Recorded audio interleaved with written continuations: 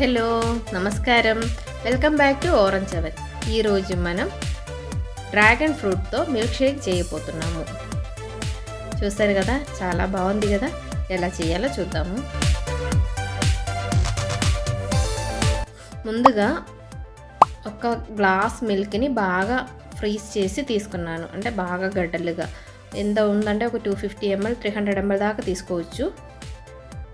Water ఏమి వేయకుండా ఈ మిల్క్తోనే మనం జ్యూస్ రెడీ చేస్తే చాలా బాగుంటుంది. ఇలాంటి రెడ్ కలర్లో ఉండే డ్రాగన్ ఫ్రూట్ తీసుకోవాలి. అప్పుడే కదా కలర్ చాలా బాగుంటుంది. దాంట్లో ఒక హాఫ్ పీస్ తీసుకుంటున్నాను. ఒక పెద్ద గ్లాసుకి సరిపోతున్నట్టు. దీన్ని మనం మిక్సీ జార్లో వేసి, లేకపోతే జ్యూస్ జార్లో వేసి బాగా బ్లెండ్ చేసుకోవాలి. జార్ తీసుకొని